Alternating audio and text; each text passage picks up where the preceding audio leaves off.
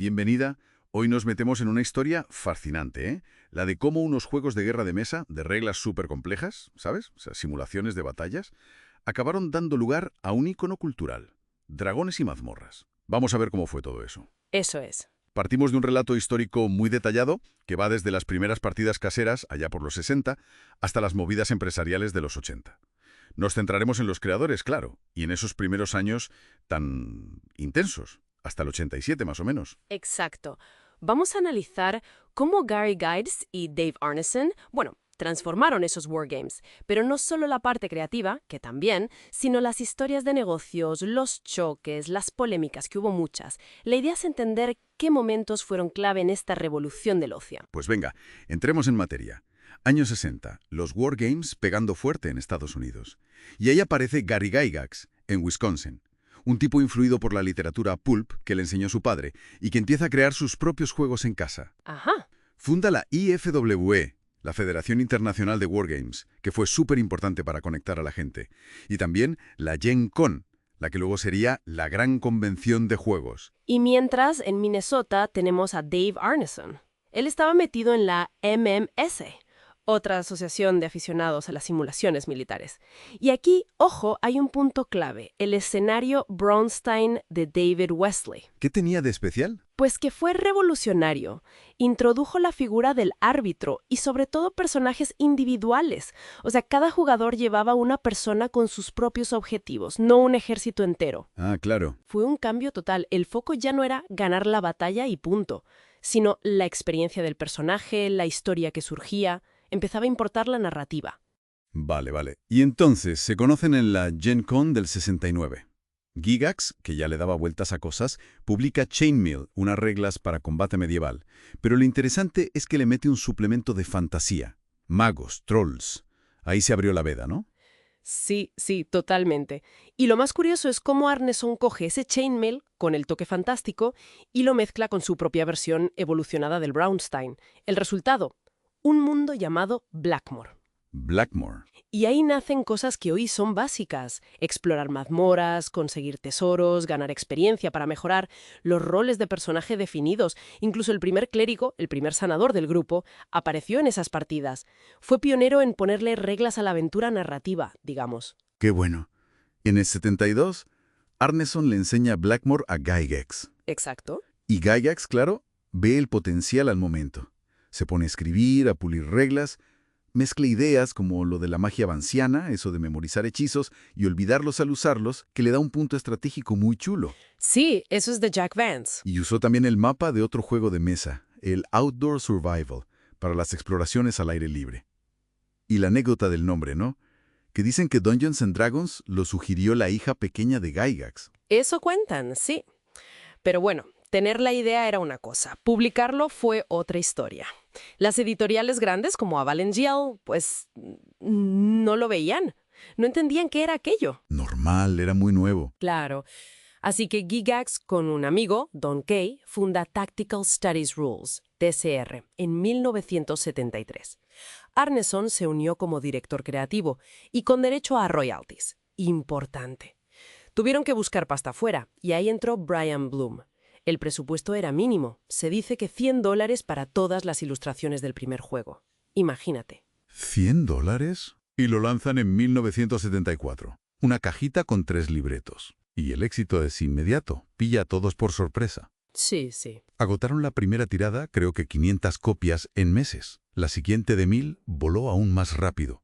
Increíble cómo despegó con tan poco. Funcionó mucho en universidades. Eso sí, las reglas al principio eran, un poco caóticas, ¿no? Casi tenías que venir de los wargames para pillarlas bien. Eran densas, sí. Pero la cosa se torció pronto. Don Kay falleció en 1975, muy joven. Y TSR tuvo que reorganizarse.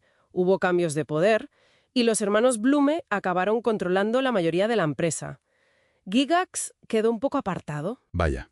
Para aclarar las reglas y atraer más gente, empezaron a sacar suplementos.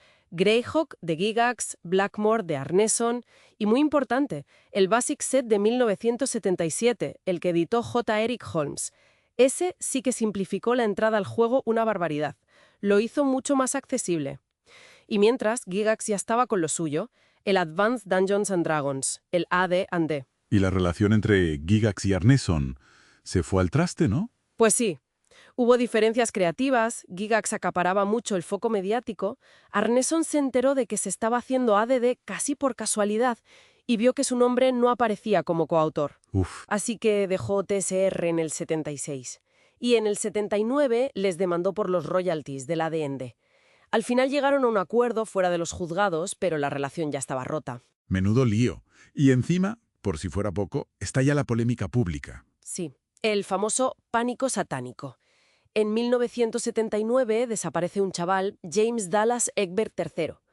Un detective privado soltó la teoría de que tenía que ver con su afición a D&D. Y los medios se tiraron de cabeza. Claro, lo vincularon sin pruebas, con ocultismo, problemas mentales. Aunque el chico apareció y se aclaró todo, el daño estaba hecho. Libros como Maces and Monsters echaron más leña al fuego. Lo irónico es que toda esa mala fama disparó las ventas. La publicidad, aunque sea mala. Exacto.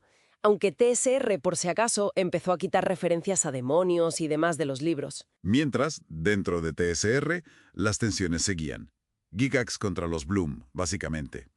A Gygax lo mandaron a Hollywood, a buscar negocios, ¿no? De ahí salió la serie de dibujos animados, de hecho. Sí, intentaron hacer una película también. Pero cuando volvió, Gygax se encontró la compañía con problemas financieros serios. Vaya panorama. Intentó recuperar el control. Contrató a una tal Lorraine Williams. Pero ella fue más lista, o más rápida. Compró las acciones de los Bloom, se hizo con la mayoría y en 1985 despidió a Gygax. ¿Despidió al fundador? Tal cual, de la empresa que él mismo había cofundado. Gygax intentó luchar legalmente, pero nada. Al final vendió las acciones que le quedaban y se fue. Qué final más amargo para él. ¿Pero el juego? ¿El juego siguió? Y tanto que siguió. A pesar de todo este caos, el juego no solo sobrevivió, sino que creció muchísimo. Entre el 80 y el 85 salieron las ediciones Beckme, de Frank Mentzer, sobre todo la famosa caja roja. La caja roja, un clásico. Esa simplificó aún más las reglas y fue un pelotazo tremendo. Hizo que muchísima gente nueva entrara a jugar. Convirtió D&D en un fenómeno de masas de verdad. Recapitulando un poco. Hemos visto un viaje increíble, ¿no? De juegos de nicho para estrategas a una forma de ocio totalmente nueva y revolucionaria. Hemos hablado de Gygax y Arneson, del crecimiento bestial, de los líos empresariales, que no fueron pocos, y hasta de esa histeria colectiva tan rara. Entonces, ¿qué sacamos en claro de todo esto? Pues yo creo que, si lo miramos con perspectiva, Dragones y Mazmorras fue mucho más que un juego, que un producto. Conectó con algo muy profundo, muy humano. Esa necesidad que tenemos de contar historias juntos, de colaborar, de imaginar. Se hizo un fenómeno cultural global. Y quizás no fue a pesar de sus inicios tan turbulentos, sino en parte gracias a ellos, quién sabe. Demostró el poder increíble de la imaginación compartida. Muy bien dicho. Y dejo una última reflexión en el aire. ¿Hasta qué punto ese proceso de creación tan colaborativo, pero a la vez tan caótico y conflictivo, no acabó marcando la propia naturaleza de los juegos de rol? Esa mezcla de reglas, sí, pero también de improvisación constante, de poder del jugador para decidir, que sigue siendo la esencia del rol hoy en día, ¿pudo nacer esa flexibilidad precisamente de ese caos inicial? Ahí lo dejo.